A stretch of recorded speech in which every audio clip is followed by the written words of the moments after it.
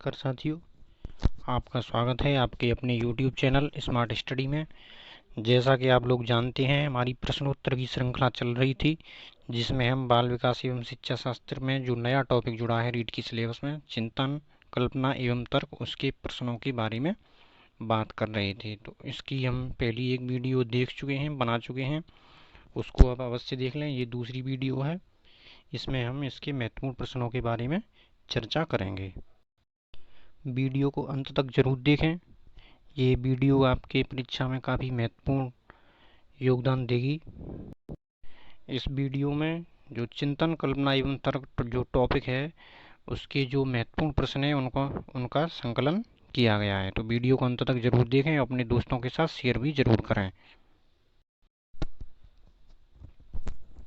पहला प्रश्न आपकी स्क्रीन के ऊपर, रचनात्मक कल्पना किसका एक प्रकार है?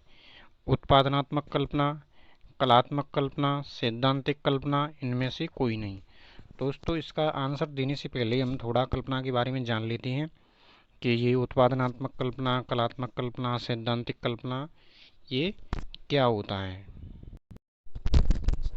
कल्पना दोस्तों होती है वो दो प्रकार की होती है। एक होती है पुनरुत्पादनात्मक कल्पना, एक होती है उत्पादनात्मक कल्पना। इनको इंग्लिश में रिप्रोडक्टिव इमेजिनेशन और प्रोडक्टिव इमेजिनेशन कहते हैं। तो जो रचनात्मक कल्पना होती है दोस्तों, वो उत्पादनात्मक कल्पना का एक भाग होता है। उत्पादनात्मक कल्पना क्या होती है? उत्पादनात्मक कल्पना होती है इसमें जो पुरानी अनुभूति होती हैं उनके आधार पर नई अनुभूति का जन्म, ये होता है उत्पादनात्मक कल्पना, प्रोडक्टिव इमेजिनेशन। ये दो प्रकार की होती है, रचनात्मक होती है और सृजनात्मक होती है। रचनात्मक में क्या होता है? भौतिक वस्तुओं के निर्माण में जो कल्पना की जाती है उसको हम कहते हैं रचनात्मक कल्पना। और जो सृजनात्मक कल्पना है, इसमें अभौतिक चीज़ों का निर्माण किया जाता है, जैसे कहानी वगैरह है, कविता वगैरह है। इनको लिखने से पहले जो कल्पना की जाती है वो होती है सृजनात्मक कल्पना। और जो ऐसे किसी भौतिक वस्तु का निर्माण किया जा रहा है, जैसे मकान का नक्शा तैयार किया जा रहा है या किसी प्रोजेक्ट, भौतिक वस्तुओं के निर्माण से पहले जो कल्पना की जा रही है उसको कहते हैं हम रचनात्मक कल्पना। तो रचनात्मक जो कल्पना है वो प्रोडक्टिव इमेजिनेशन का भाग है, यानी उत्पादनात्मक कल्पना का भाग है। तो इसका जो राइट आंसर है वो हो गया आपका आंसर नंबर 1।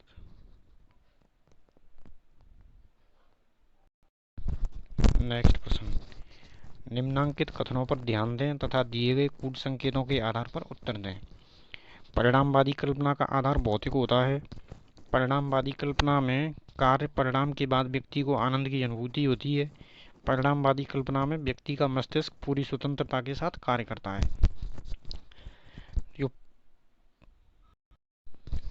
तो दोस्तों आप देख रहे हैं जैसा कि परिणामवादी कल्पना का आधार भौतिक होता है, बिल्कुल सही बात है। परिणामवादी कल्पना में कार्य परिणाम के बाद व्यक्ति को आनंद की अनुभूति होती है, ये भी बात सही है।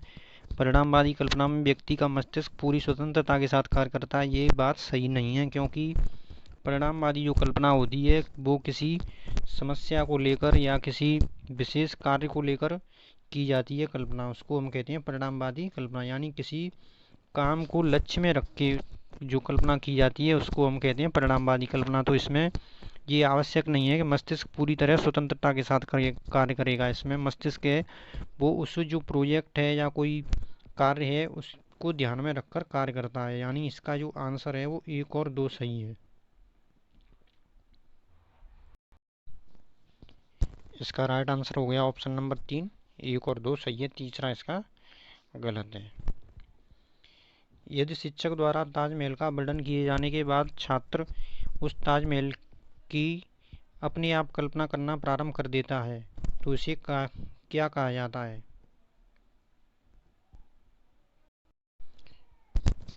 परिणामवादी कल्पना, ग्राही कल्पना, सौंदर्यबोधी कल्पना, सैद्धांतिक कल्पना। इसका राइट आंसर होगा आपका ग्राही कल्पना। ग्राही कल्पना एक इस तरीके की कल्पना होती है जिसमें दूसरे के द्वारा जो बातें कही गई हैं उनके अनुसार ही छात्र चिंतन करने लगता है। जैसे शिक्षक ने अगर आपको छात्रों को ताजमहल के बारे में बताया है तो जो छात्र हैं वो ताजमहल के बारे में ही चिंतन करने लगते हैं। इस तरह की जो कल्पना हुई उसको हम क्या कहेंगे? ग्राही कल्पना कहेंगे। ग्राही कल्पना होती है दूसरे के द्वारा कही गई बातों के अनुसार कल्पना करना। निम्नलिखित में से कौन सी तर्क प्रक्रिया सामान्य से विशिष्ट की ओर होती है? आगमनात्मक, समीक्षात्मक, निगमनात्मक और मूल्यांकनात्मक। तो दोस्तों इसका आंसर देने से पहले आपको ये जानना जरूरी है, जो तर्क की प्रक्रिया है वो एक तरह से मोटे मोटे तौर पर देखा जाए तो 4 प्रकार की है। एक तो होती है निगमनात्मक, एक होती है आगमनात्मक, एक होती है आलोचनात्मक, एक होती है सादृश्यवादी। निम्नलिखित में से कौन सी तर्क प्रक्रिया सामान्य से विशिष्ट की ओर होती है? आगमनात्मक, समीक्षात्मक, निगमनात्मक और मूल्यांकनात्मक। सामान्य से विशिष्ट पूछ रहा है प्रश्न में, तो इसका राइट आंसर हो जाएगा आपका निगमनात्मक तर्क प्रणाली। निगमनात्मक तर्क प्रणाली क्या होती है? इसमें पहले से जो नियम होते हैं, तथ्य होते हैं, उनके आधार पर छात्र किसी निष्कर्ष पर पहुंचता है। तो इसका राइट आंसर हो गया ऑप्शन नंबर 3, निगमनात्मक प्रणाली। नेक्स्ट प्रश्न, निगमनात्मक तर्क में निम्न में क्या शामिल होता है? सामान्य से विशिष्ट की ओर, विशिष्ट से सामान्य की ओर, अवधारणात्मक चिंतन, ज्ञान का सक्रिय निर्माण तथा पुनर्निर्माण। तो जैसा पहला प्रश्न था उसी के आधार पर हम इसका आंसर दे सकते हैं। निगमनात्मक तर्क में सामान्य से विशिष्ट की ओर तर्क होता है। जो आगमनात्मक प्रणाली होती है वो इसके विपरीत होती है। जब कुछ थ्योरी या सिद्धांतों को व्यापक रूप से स्वीकार किया जाता है तो विशेष मामलों को समझाने के लिए लागू किया जाता है, तो इसे निम्न रूप में जाना जाता है। इसका मतलब दोस्तों ये है कि जब कुछ थ्योरी या सिद्धांतों को व्यापक रूप से स्वीकार किया जाता है, इसका मतलब ये है कि कुछ नियम पहले से ही विद्यमान है जो सबको स्वीकार किए जा चुके हैं।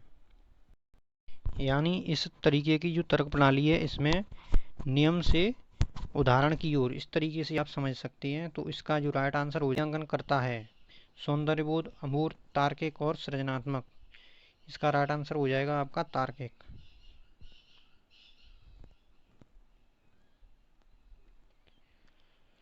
विद्यार्थियों में तर्क शक्ति के विकास के लिए एक अध्यापक के रूप में आप क्या करेंगे? किसी बालक से दिए गए विषय पर विचार प्रस्तुत करवाएंगे, समूह चर्चा का आयोजन करवाएंगे, एक या दो छात्रों से प्रतिवेदन तैयार करवाएंगे, एक छात्र से निष्कर्ष प्रस्तुत करवाएंगे। इसका राइट आंसर ऑप्शन नंबर 2, समूह चर्चा का आयोजन करवाया जाएगा।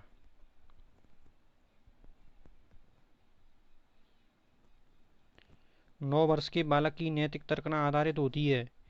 किसी कार्य के भौतिक परिणाम उसकी अच्छाई या बुराई को निर्धारित करते हैं। कोई कार्य सही होना इस बात पर निर्भर करता है कि उससे व्यक्ति की अपनी आवश्यकता पूर्ति होती है। नियमों का पालन करने के बदले कुछ लाभ मिलना चाहिए। सही कार्य वह है जो व्यक्ति के द्वारा किया जाए जो अन्य व्यक्तियों को अपने व्यवहार से प्रभावित करता है। 9 वर्ष के बालक की जो नैतिक तर्कना आधारित होगी, इसमें ऑप्शन नंबर 1 सही है। किसी कार्य के भौतिक परिणाम उसकी अच्छाई या बुराई को निर्धारित करते हैं। एक भाषा शिक्षक कक्षा में कविता का विवरण समझाकर कक्षा में कविता पढ़ा रहा है। छात्रों को स्पष्टीकरण से निष्कर्ष निकालने या व्यापक विचार करने के लिए कह रहा है। यह किस प्रकार का उदाहरण है? आगमनात्मक तर्क, निगमनात्मक तर्क, अवधारणा मानचित्र, परिकल्पना परीक्षण। इसमें आप देख सकते हैं कविता का विवरण समझाकर कक्षा में पढ़ा रहा है, छात्रों को निष्कर्ष निकालने के लिए कह रहा है, यानी इसका आंसर हो गया आपका आगमनात्मक तर्क।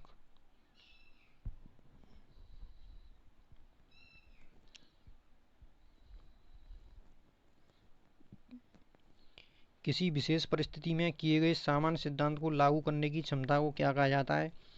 आगमन तर्क, अपवादिक तर्क, निगमन तर्क और तार्किक तर्क। इसका राइट आंसर तार्किक तर्क।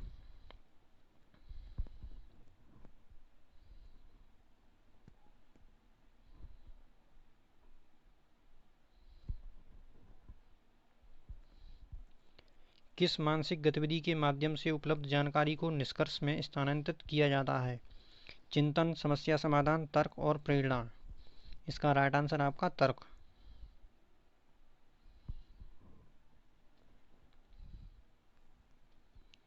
सामान्य से विशिष्ट की ओर बढ़ते हुए किस प्रकार के तर्क की विशेषता बताई जाती है?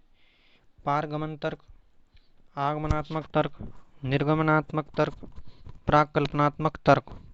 इसका राइट आंसर होगा आपका सामान्य से विशिष्ट है। सामान्य से विशिष्ट पूछ रहा है प्रश्न में, तो इसका निगमनात्मक तर्क राइट आंसर है।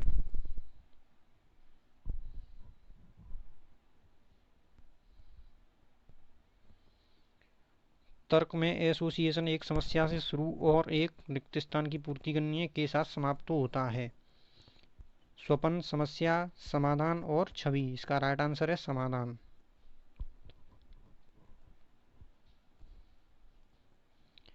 संज्ञानात्मक प्रक्रिया, जिसे चिंतन के नाम से जाना जाता है, तब होता है जब कोई व्यक्ति कला संबंधी, साहित्यिक, वैज्ञानिक या प्रायोगिक समस्याओं के संभावित विविध समाधानों के बारे में मुक्त रूप से विचार करता है। इसका ऑप्शन नंबर 1 अभिसारी, तार्किक, अपसारी, अनुमान।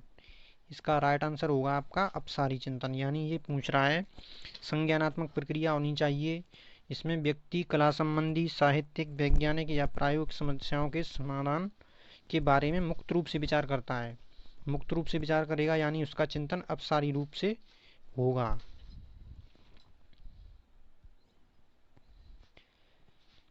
तर्क निम्न पर आधारित होता है: निगमनात्मक तर्क, आगमनात्मक तर्क, शब्दावली के उपयोग की क्षमता, अपसारी चिंतन। निगमनात्मक तर्क इसका राइट आंसर है।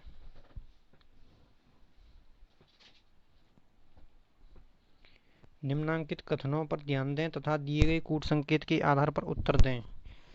तर्कना चिंतन की एक प्रक्रिया है। तर्कना में क्रमबद्धता पाई जाती है। तर्कना में व्यक्ति किसी विषय के विपक्ष में तर्क करते हुए एक निश्चित निष्कर्ष पर पहुंचता है। इसका आपको राइट आंसर होना चाहिए। एक बार आप दोबारा से पढ़ सकते हैं। तर्कना चिंतन की एक प्रक्रिया है, बिल्कुल सही है। तर्कना में क्रमबद्धता पाई जाती है, ये भी सही है। तर्कना में व्यक्ति किसी विषय के विपक्ष में तर्क करते हुए एक निश्चित निष्कर्ष पर पहुंचता है, ये गलत है, क्योंकि केवल विपक्ष में तर्क नहीं करेगा, विपक्ष और पक्ष दोनों में तर्क करेगा। तो 1 और 2 इसका राइट आंसर हो गया आपका ऑप्शन नंबर 3। यदि शिक्षक छात्र से यह पूछते हैं कि रानी लक्ष्मीबाई राणा प्रताप के समान एक वीरांगना कैसे है, तो इसमें सम्मिलित चिंतन निम्नांकित में किसका उदाहरण होगा? आलोचनात्मक, निगमनात्मक, सादृश्यवाची और आगमनात्मक। इसका राइट आंसर होगा आपका सादृश्यवाची।